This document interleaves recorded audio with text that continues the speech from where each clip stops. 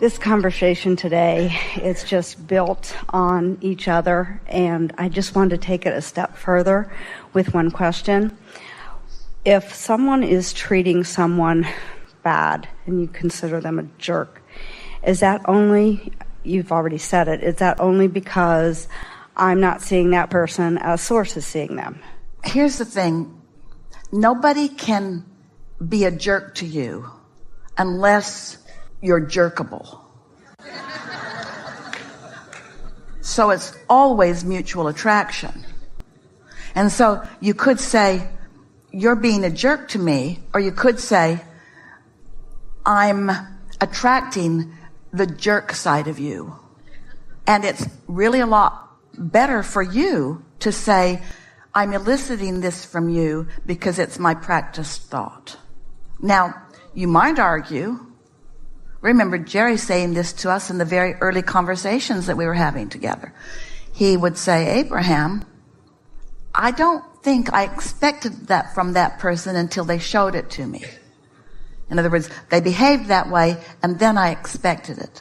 And we said, yeah, but you didn't like it when you expected it, and you didn't have to keep doing it. You didn't have to give the power to them. You have the ability to step back at any time, under any condition, with anyone, and see the vortex version of them. So the way people treat you is your point of attraction.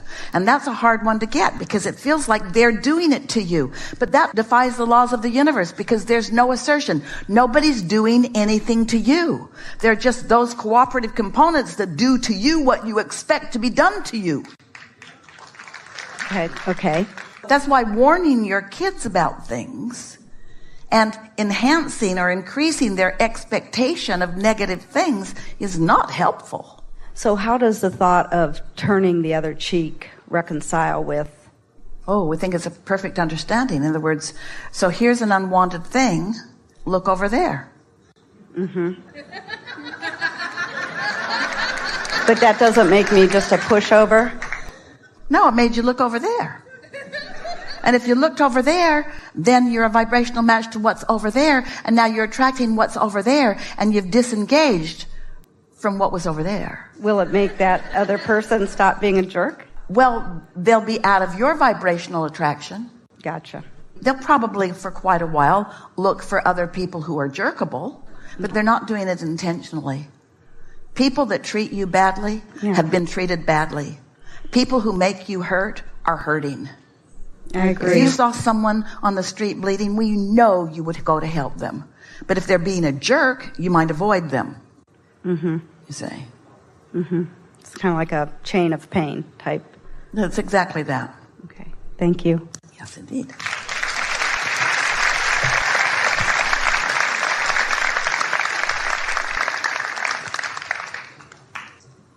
Thank you. You have been such a gift in my life. Last year when I was here with you, and I have 3 children that are quite young, you had said you can't get it wrong. And for me, that just took because it's never done. All this pressure. It can be some place that you would like an improvement, but it's not wrong. It's in progress, and it's good. So all year I've been working on not having judgment towards other parents who I apparently had this idea were doing things wrong. And realizing it all just came back to me in my own style of parenting. You must have found a lot of relief in that. It's like all this pressure. Yeah. It's hard to control the world. And I have these beautiful, strong, determined children who get to help me calibrate. So I'd like some clarity on parenting. Because on this journey of conscious parenting, I get a lot of contrast sometimes. Well, here's the thing. We can break it down to something that is a really simple approach. In your human parenting role, if you can be to your children as much as their inner being is to them and as much as your inner being is to you, you've got it. In other words, your inner being never finds fault with you, never emphasizes anything that you are not feeling good about, always looks toward the things that feel the best to you, always holds a vibrational position and stance of the vortex version of everything that you've asked for.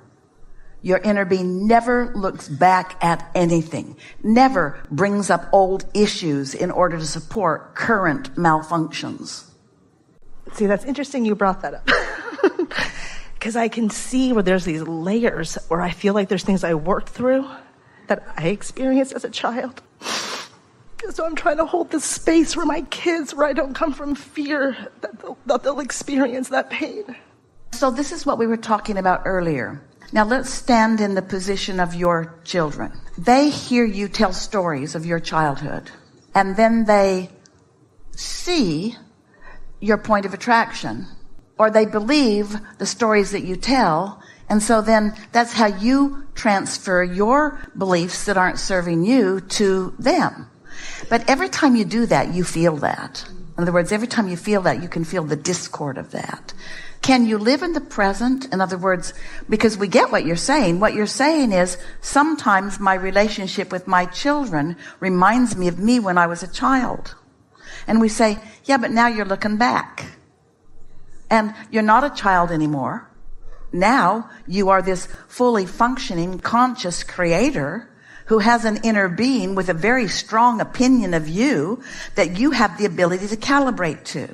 Do you know it's only in a moment when things don't feel like they're going well that you regress to those kinds of thoughts? And why do you do it? In support or defense or justification of not being quite up to speed with where you want to be.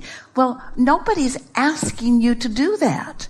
One time, a woman was in the hot seat and we were visiting, and she was talking about her childhood and her mother, and she was offering some very potent statements of how her mother felt about her and how she felt about that.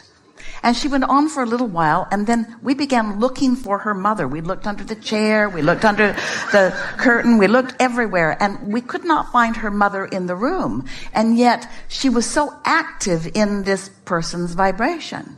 And you do that. You activate the past and bring it into the now and use it like a club to beat yourself about the head. And we say, there's not a reason in the world to do that, you see. You are not regurgitating your childhood through your current relationship with your children. That's just something you're making up for no good reason. You have a whole different relationship with your children than you had with your parents or than they had with you.